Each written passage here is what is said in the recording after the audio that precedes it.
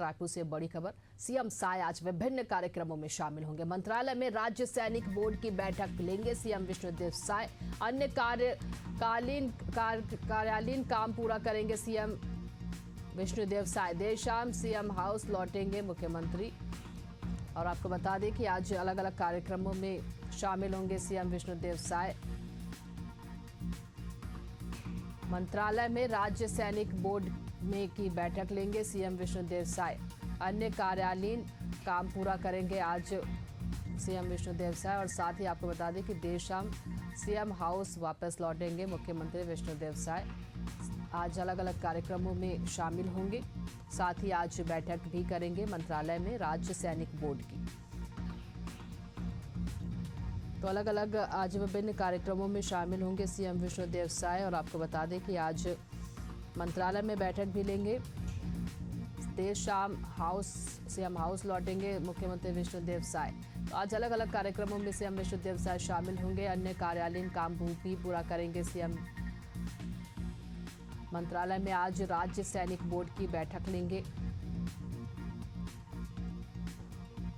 ज्यादा जानकारी के साथ हमारे सहयोगी शशिकांत साहू हमारे साथ जुड़ गए। शशिकांत, आज सीएम विष्णुदेव साय का किस तरह से कार्यक्रम रहेगा? किन किन कार्यक्रमों में आज सीएम विष्णुदेव साय शामिल होंगे? ललिता, मुख्यमंत्री विष्णुदेव साय आज राजधानी रायपुर में ही रहेंगे। राजधानी रायपुर में वे मंत्रालय में बैठक लेंगे, विभिन्न बैठक लेंगे और समीक्षा बैठक भी वे मुख्यमंत्री विष्णुदेव साय करेंगे। सबसे पहले वे सैनिक जो कल्याण बोर्ड है उनकी बैठक लेंगे। उसके बाद वे मंत्रालय में जो अन्य कार्य है वे अन्य कार्य मुख्यमंत्री विष्णुदेव साय करेंगे। चूँकि लगातार दौरा मुख्यमंत्री विष्णुदेव साय का रहता है, दौरा के चलते कई ऐसे जो कार्यालयीन काम है वो कंप्लीट नहीं हो पाते हैं। तो ऐसे में आज चूंकि मुख्यमंत्री विष्णुदेव साय राजधानी रायपुर में ही रहेंगे, तो ऐसे में कई ऐसे जो विभिन्न विभाग है जो मुख्यमंत्री विष्णुदेव साय के पास है, तो उन विभागों को लेकर बैठक के साथ जो है जो काम अटके हुए हैं, जो काम रुके हुए हैं, जिनमें मुख्यमंत्री विष्णुदेव साय के हस्ताक्षर नहीं हो पाए हैं, उन सभी कामों को आज मुख्यमंत्री विष्णुदेव साय करेंगे। उसके बाद देर शाम वे जो सीएम हाउस वापिस लौट जाएंगे। जी बिल्कुल, इस तरह से सीएम विष्णुदेव साय का कार्यक्रम रहेगा। अलग अलग कार्यक्रमों में आज सीएम विष्णुदेव साय शामिल होंगे। बने रहेंगे हमारे साथ शशिकांत, आपसे और भी जानकारी लेंगे। रायपुर से अगली खबर, कांग्रेस का वोट चोर गद्दी छोड़ आंदोलन कल से शुरू होगा। कांग्रेस प्रभारी सचिन पायलट की मौजूदगी में 6 जिलों में आंदोलन किया जा रहा है। सभाएं, पदयात्रा, रैलियां व हस्ताक्षर अभियान भी इसमें चलाया जाएगा। संगठन की जमीनी हकीकत भी टटोलेंगे प्रभारी महासचिव। 16 सितंबर से रायगढ़ जिले में आंदोलन का आगाज होगा। वहीं 18 सितंबर को दुर्ग एवं भिलाई में आंदोलन को खत्म किया जाएगा। तो बता दें आपको कि वोट चोर गद्दी छोड़ आंदोलन कल से कांग्रेस शुरू करने जा रही है। हमारे सहयोगी बने हुए हैं शशिकांत। वोट चोर गद्दी छोड़, कल से कांग्रेस इस आंदोलन की शुरुआत कर रही है। बिल्कुल ललिता, वोट चोर गद्दी छोड़ आंदोलन कांग्रेस के द्वारा शुरू किया जा रहा है। कल से इसकी शुरुआत हो रही है। इससे पहले बिलासपुर में एक बड़ी जो सभा है किया गया था, बड़ा सम्मेलन किया गया था, जिसमें प्रदेश प्रभारी सचिन पायलट समेत कांग्रेस के तमाम जो दिग्गज नेता है वे इसमें शामिल हुए थे और वोट चोर गद्दी छोड़ को लेकर हमलावर हुए थे। अब इसको जो है चरणबद्ध तरीके से आंदोलन करने वाले हैं।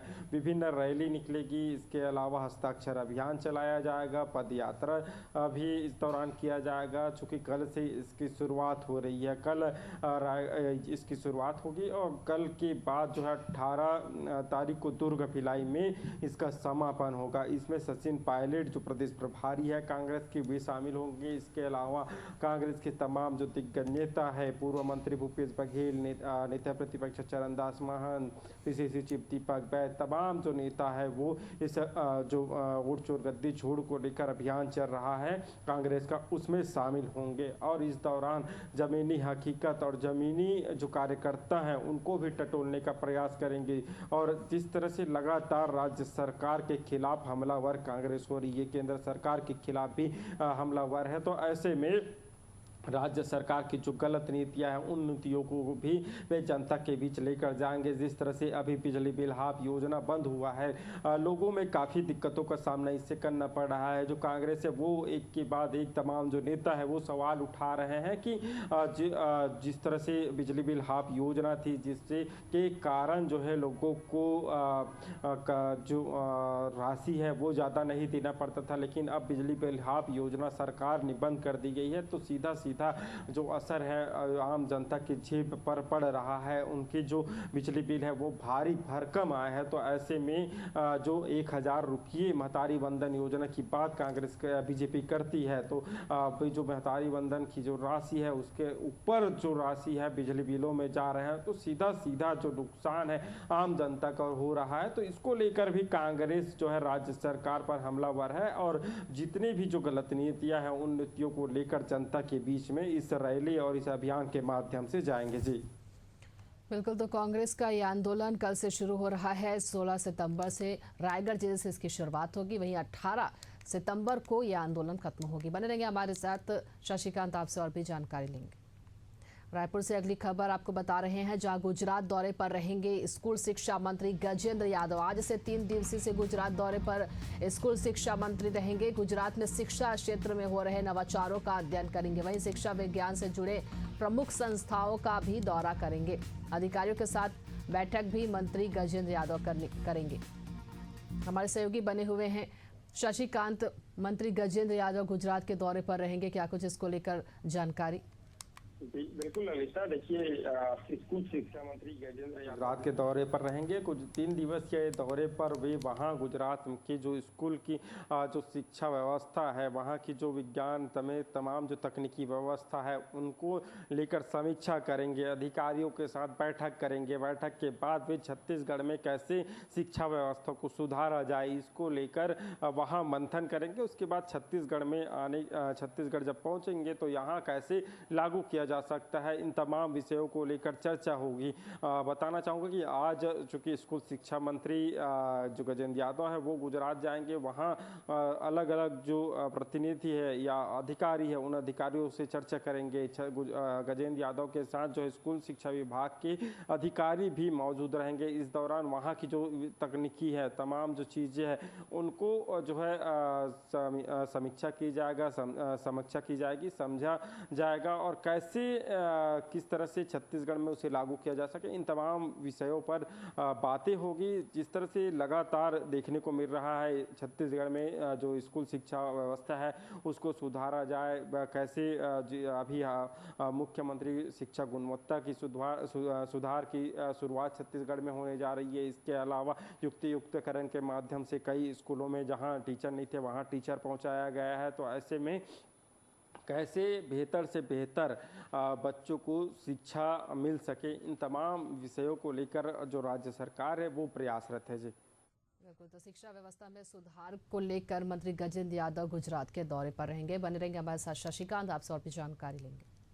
रायपुर से अगली खबर, आईएएस विकासशील होंगे नए मुख्य सचिव। अमिताभ जैन का कार्यकाल 30 सितंबर को समाप्त होगा। 2018 से केंद्रीय प्रतिनियुक्ति पर थे विकासशील। बिलासपुर और रायपुर के कलेक्टर भी रह चुके हैं विकासशील। बता दें आपको, एशियाई डेवलपमेंट बैंक मनीला से रिलीव हुए हैं, अगले हफ्ते लौट सकते हैं रायपुर। वहीं 94 बैच के आईएएस हैं विकासशील।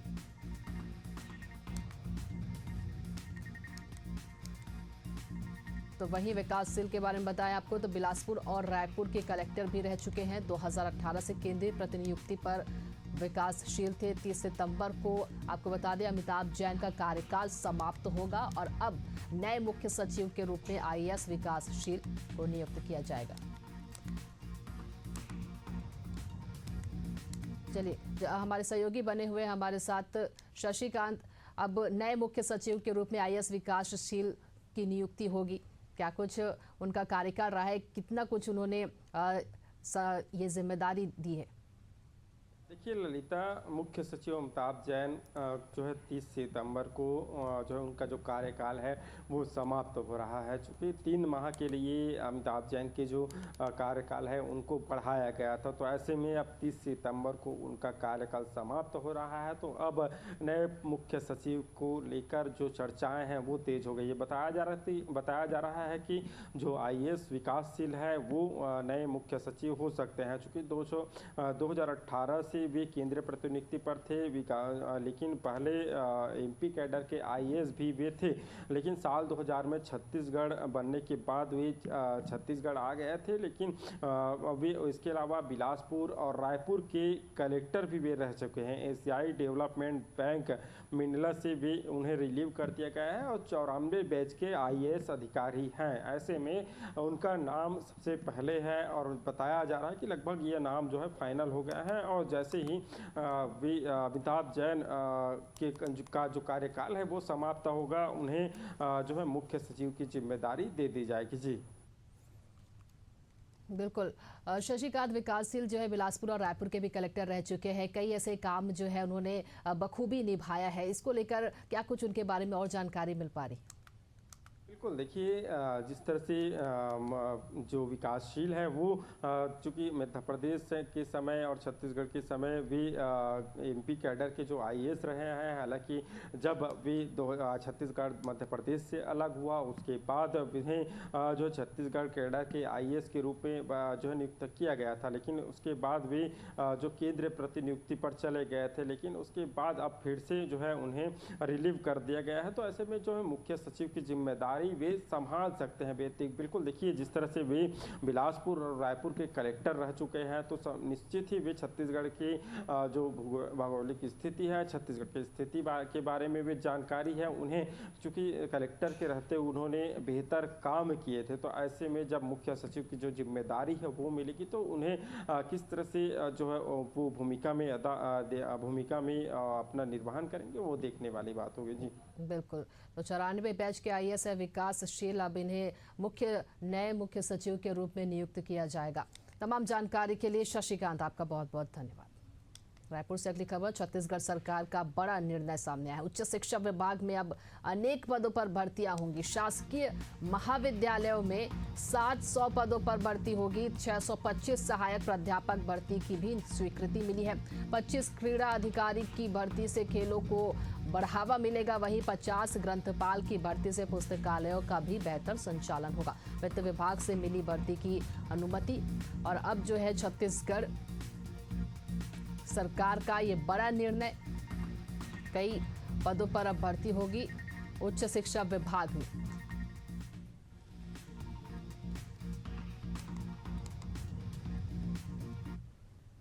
राजेंद्र से अगली खबर, अवैध रेत उत्खनन नहीं थमने से विधायक नाराज हुए हैं। अवैध रेत परिवहन करते हाईवा वाहनों को बीच सड़क में रोका गया है। रेत से भरी 2 हाईवा वाहनों को फिंगेश्वर पुलिस के हवाले किया गया। वहीं अवैध उत्खनन करने वालों के खिलाफ FIR दर्ज कराने के निर्देश भी दिए गए हैं।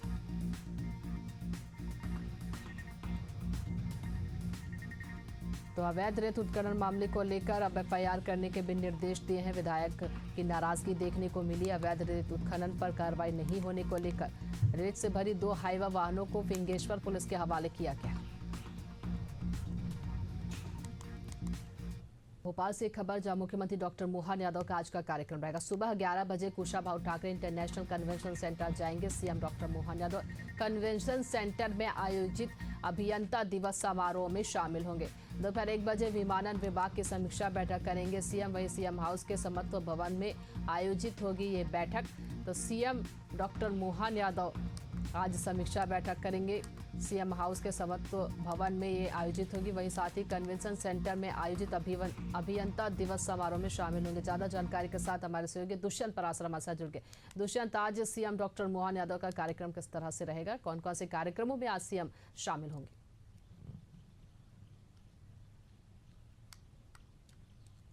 आप बिल्कुल देखिए, सुबह 11 बजे जो है वो Kushabhau Thackeray international convention centre में आयोजित कार्यक्रम में शरीक होंगे। ये कार्यक्रम जो है वो अंतर्राष्ट्रीय अभियंता दिवस का कार्यक्रम होगा। इस कार्यक्रम में तमाम सारे लोगों को सम्मानित करेंगे।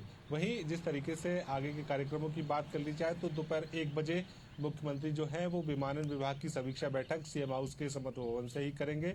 इसके बाद मुख्यमंत्री जो है 1:30 बजे से 2:30 बजे के बीच में जो सीएम हाउस लोग पहुंच रहे हैं आगंतुकों से मुलाकात करेंगे और शाम 4 बजे के बाद मुख्यमंत्री जो है वो रविंद्र भवन पहुंचेंगे, जहां पर आयोजित हिंदी दिवस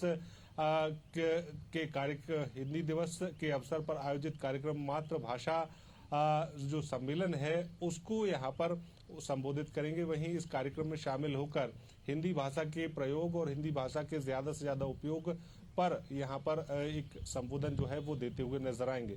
तो दिन भर व्यस्तताओं का दौर है मुख्यमंत्री के कार्यक्रमों का, बैठक भी लेंगे और इसके साथ में आगंतुकों से मुलाकात भी करेंगे और सुबह 11 बजे से ही लगातार व्यस्तताओं का दौर जो है देर शाम तक चलने वाला है।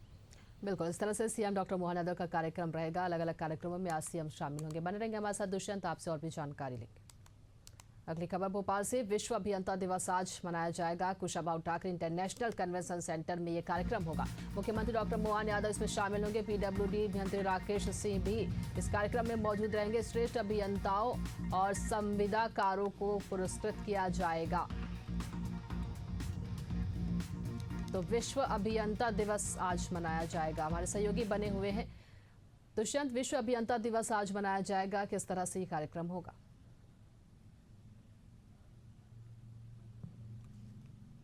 आप बिल्कुल देखिए, दुनिया भर में आज इंजीनियर्स डे जो है वो मनाया जा रहा है और अगर भारत की बात करें तो भारत में वे इसको मनाया जा रहा है। और जिस तरीके से इस अभियंता दिवस पर बड़ा कार्यक्रम जो है राजधानी भोपाल के Kushabhau Thackeray international convention centre में आयोजित किया गया है। मुख्यमंत्री डॉक्टर मोहन यादव इसमें मुख्य अतिथि के रूप में शामिल होंगे और विभागीय मंत्री राकेश सिंह भी इस कार्यक्रम में मौजूद रहेंगे। कार्यक्रम की अगर बात कर ली जाए तो कार्यक्रम में जो इंजीनियर्स ने कामकाज अच्छा किया है, जो 30 से ज्यादा जिनके नंबर्स जो है वो रहे हैं, उनको यहाँ पर सम्मानित करते हुए नजर आएंगे। संविदाकारों को यहाँ पर सम्मानित करते हुए मुख्यमंत्री नजर आएंगे। इसके अलावा लोक निर्माण सर्वेक्षण ऐप का भी शुभारंभ यहाँ पर मुख्यमंत्री इस मौके पर करेंगे। इस ऐप के माध्यम से जो मैपिंग है वो की जा सकेगी, चाहे हम सड़कों की बात करें, चाहे पुलियों की बात करें या फिर हम सरोवरों की बात करें, तमाम सारी जगहों की जो मैपिंग जो है GIS मैपिंग इस ऐप के माध्यम से की जा सकेगी। और इसी की शुरुआत जो है मुख्यमंत्री आज इस कार्यक्रम के माध्यम से करेंगे। तो एक बड़ा कार्यक्रम जो है आयोजित किया गया है। इस कार्यक्रम में मुख्यमंत्री के साथ साथ विभागीय मंत्री राकेश सिंह भी मौजूद रहेंगे और तमाम सारे इंजीनियर्स, तमाम सारे संविदाकारों को यहाँ पर सम्मानित करते हुए नजर आएंगे। जी, तो अभियंता दिवस ये मनाया जा रहा है। अभियंताओं और संविदाकारों को पुरस्कृत किया जाएगा। बने रहेंगे हमारे साथ दुष्यंत, आपसे और भी जानकारी लेंगे। भोपाल से अगली खबर, जहां 17 सितंबर को MP आएंगे प्रधानमंत्री नरेंद्र मोदी। धार में देश के पहले PM मित्रा पार्क का भूमि पूजन करेंगे। वस्त्र उद्योग क्षेत्र में रोजगार और औद्योगिक प्रगति का नया अध्याय खोलेगा PM मित्रा पार्क। भूमि पूजन से पहले ही 23,000 करोड़ के निवेश प्रस्ताव मिले हैं। 91 कंपनियों को 1300 एकड़ से ज्यादा भूमि भी आवंटित की गई है। तो 17 सितंबर को प्रधानमंत्री नरेंद्र मोदी आएंगे। हमारे सहयोगी बने हुए हैं दुष्यंत। 17 सितंबर को प्रधानमंत्री नरेंद्र मोदी आएंगे और PM मित्रा पार्क का भूमि पूजन करेंगे।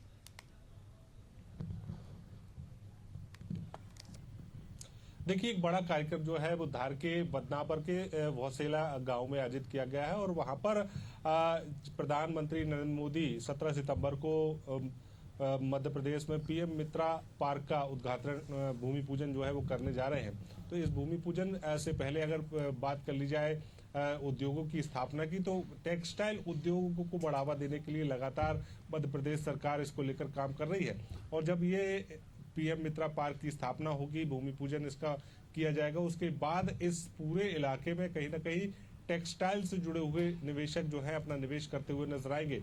और जिस तरीके से देश का ये पहला PM मित्रा पार्क होगा जहां पर टेक्सटाइल को बढ़ावा देने के लिए प्रधानमंत्री नरेंद्र मोदी जो है भूमि पूजन करने जा रहे हैं। ऐसे में जब 17 तारीख को प्रधानमंत्री पहुंचेंगे तो उसके पहले ही 23,000 से करोड़ से ज्यादा के निवेश प्रस्ताव जो है मध्य प्रदेश सरकार को अब तक मिल चुके हैं। वहीं 91 से ज्यादा कंपनियों को, इकाइयों को अब तक 1300 एकड़ की जमीन जो है वो यहाँ पर आवंटित की गई है। वहीं सीधे तौर पर अगर माना जाए कि सरकार इस पूरे मामले को लेकर लगातार प्रयास कर रही है कि ज्यादा से ज्यादा रोजगार मध्य प्रदेश में सृजित हो सके, और उसी की कड़ी में ये एक बड़ा कदम मध्य प्रदेश सरकार, भारत सरकार का है। ऐसे में प्रयास जो है वो सफल होते हुए भी नजर आ रहे हैं। ये सीधी तौर पर ये बात कही जा रही है कि 72,000 से ज्यादा और 3 लाख रोजगार तक यहाँ पर सृजित होंगे। ऐसे में जब इतनी बड़ी संख्या में रोजगार सृजित होंगे तो मध्य प्रदेश की जो बिल्कुल, तो इस तरह से पीएम मित्र पार्क का भूमि पूजन करेंगे प्रधानमंत्री नरेंद्र मोदी, पहुंचेंगे 17 सितंबर को। तमाम जानकारी के लिए दुष्यंत आपका बहुत बहुत धन्यवाद।